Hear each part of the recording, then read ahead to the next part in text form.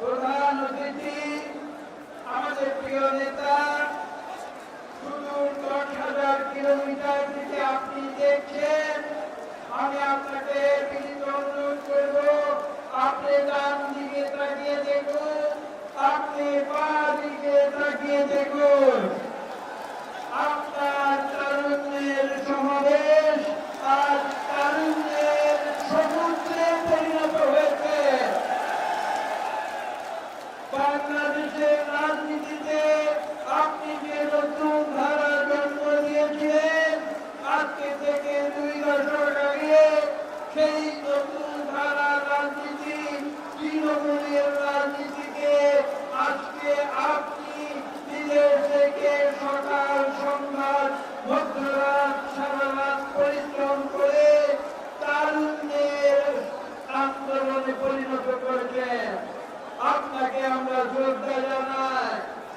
আজকে এখানে বক্তব্য দেওয়ার সময় নয়, বক্তব্য দিতে আসিনি। আজকে আমরা এখানে এসেছি তারুণ্যের জয়গান গাইতে। আমরা বিশ্বাস করি বাংলাদেশে বিগত 3 দশক ধরে যে আবর্জনা সঞ্চিত হয়েছিল, যে স্বৈরাচার আমাদের দেশকে ধ্বংস করে দিয়েছিল, সেই স্বৈরাচারকে বিদায় দিয়ে এদেশে গণতন্ত্র ফিরিয়ে আনার জন্য মুখ্য ভূমিকা পালন করেছে এদেশের তরুণ সমাজ, ছাত্র সমাজ। কিন্তু ভুলে গেলে চলবে না, এই সংগ্রাম কিন্তু শেষ হয়ে যায়নি। বিগত আগস্ট এবং জুলাইতে আন্দোলনের প্রথম পর্যায়ে আমাদের বিজয় হয়েছে। আমাদের চেয়ারম্যান সাহেব আমাদের সতর্ক করেছিলেন, আমরা বলেছিলাম যে আমাদের আন্দোলন শেষ হয়ে যায়নি। প্রথম পর্যায়ের পরে যে দ্বিতীয় পর্যায়, গণতন্ত্রী উত্তরণের যে চিরদিনের যে সংগ্রাম, সেই তৃতীয় পর্যায় হচ্ছে একটি সুষ্ঠু নিরপেক্ষ নির্বাচন। যে সুষ্ঠু নিরপেক্ষ নির্বাচনের জন্য বিএনপি দীর্ঘ 15 বছর জেল জুলুম ভোগ করেছে।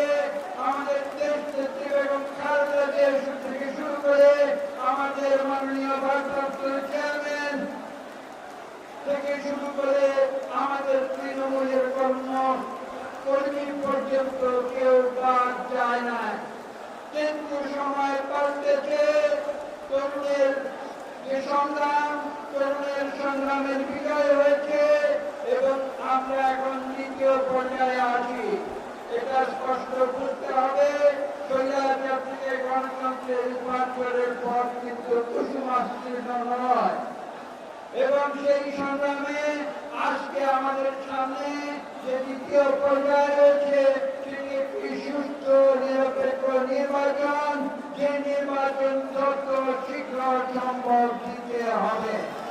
এই সরকারকে উপলব্ধি করতে হবে আমরা তাদের সহযোগিতা করতে চাই।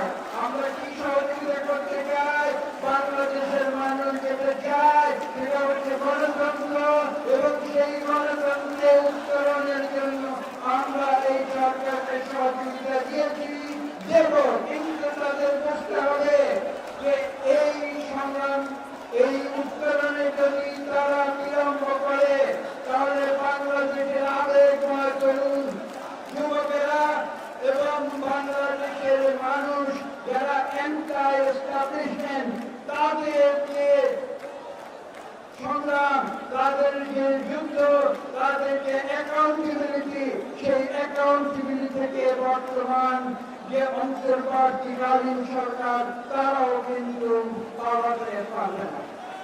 তবে আমরা চাই আজকের এই সরকার তারা সফল হোক, দ্বিতীয় পর্যায়ে সুস্থ নিরপেক্ষ নির্বাচন দিক, এবং তারপর তৃতীয় পর্যায়ে তারা বাংলাদেশের মানুষের সঠিকভাবে নির্বাচিত জনপ্রতিনিধিদের হাতে সুন্দরভাবে শান্তিপূর্ণভাবে ক্ষমতা হস্তান্তর করবে।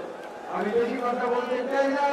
আমি আজকে যে কথা বলেছি, আমরা চাই আমাদের ভারপ্রাপ্ত চেয়ারম্যান সংগ্রামে নেমেছেন, যার 70-90 বাংলাদেশের মানুষ তার আহ্বানে সফল করেছে। ইনশাআল্লাহ তার বাকি 10% আমরা রাজপথে থেকে গণতন্ত্র অর্জন করব এবং আমাদের নেতা জনাব তারেক রহমানকে বাংলাদেশে ফিরিয়ে আনবো ইনশাআল্লাহ। সবাই